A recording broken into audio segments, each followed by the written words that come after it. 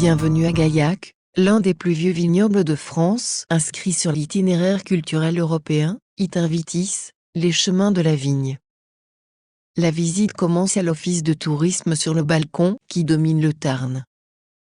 Sur la gauche, s'étend l'ancien quartier de la Portanelle, avec le parc, et le château de Foucault, actuellement le musée des Beaux-Arts. L'emplacement de l'écluse est encore visible. Elle permettait aux bateaux de passer et de venir accoster au pied de l'abbaye Saint-Michel. Sur la droite, s'étend l'ancien quai Saint-Jacques, ainsi que le pont reliant les deux rives du Tarn. Il s'agit du pont Saint-Michel, construit en 1939. La visite se poursuit dans la première salle du musée, avec la découverte d'une mosaïque retrouvée lors des fouilles de 1995. Elle est composée de motifs géométriques, réalisés à partir de fragments de terre cuite, et de verre noir, blanc et rouge. Les motifs forment une alternance de carrés et de losanges décorés, de lignes entrelacées et de plumes de paon. Cet ornement est très proche des mosaïques retrouvées au Ve siècle dans le Midi toulousain. Il est possible que cette villa ait été celle d'un dénommé Galacus, dont le nom se serait ensuite transformé en Gaillac. À côté de la mosaïque, découvrez un groupe en bronze qui prenait place au centre de la grande vasque située place du Griffoul. La sculpture présente 4 têtes de lion crachant l'eau. Sur la base carrée est posée une urne circulaire dominée par un coq. À chaque angle de la base carrée, 4 personnages antiques se tiennent debout. Il s'agit de Silène, faisant l'éducation du jeune Bacchus. Dans la pièce suivante, remarquez la maquette de gabarre réalisée en bois, toile et métal. C'est l'un des derniers grands bateaux ayant circulé sur le Tarn depuis le port de Gaillac, qui s'est considérablement développé au Moyen-Âge et a atteint son apogée au XIXe siècle. La navigation s'est interrompue dans le dernier tiers du XIXe siècle avec l'arrivée du chemin de fer. À proximité de la maquette, une marque à feu a été reproduite. Il s'agit d'un tampon métallique chauffé et apposé sur l'ensemble des barriques de vin qui devaient quitter le territoire de Gaillac. Cette marque porte la date du contrôle effectué, ici 1766.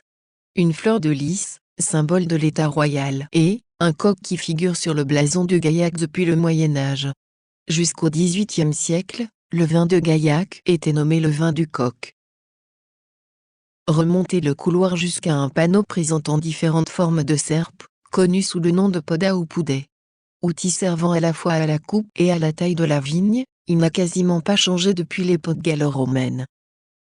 Ici, nous exposons un type de portage particulier du raisin au moment des vendanges. Les grappes de raisin sont déposées dans un grand récipient ovale à petit bord, appelé l'eau sémale en gaillacois. Il est positionné sur la tête des porteurs au moyen d'un élément de chiffon et de ficelle nouée en forme d'anneau que l'on appelle l'eau cabeçale. Cette coiffe amortit le poids de la charge. Avancez un peu pour apprécier un manteau de cheminée en plâtre du XVIIIe siècle, montrant, en sculpture, un atelier de tonnellerie. L'artisanat de la tonnellerie était très important à Gaillac jusqu'au XXe siècle. Sur la droite, un personnage portant un bonnet positionne des cerclages de bois et les plie au moyen d'un outil caractéristique du gaillacois ayant la forme d'une crosse de hockey, appelée plégadouïr ou plieur en français.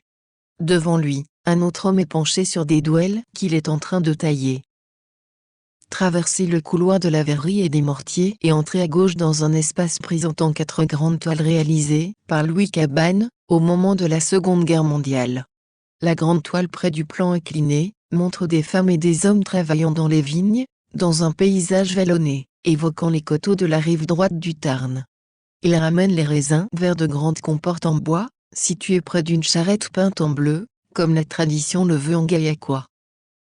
Nous vous invitons à quitter les salles du musée actuel où les moines façonnaient le vin de Gaillac et assuraient son commerce, pour rejoindre la cour d'honneur de l'ancien palais abbatial. Limité au sud par le Tarn et dominé au nord par l'église Saint-Michel, l'ensemble abbatial a servi de logement pour les moines pendant le Moyen-Âge et jusqu'à la Révolution. Vous pouvez, si vous le souhaitez, poursuivre la visite de la ville et de son patrimoine. À bientôt sur l'itinéraire culturel Iter Vitis, les chemins de la vigne.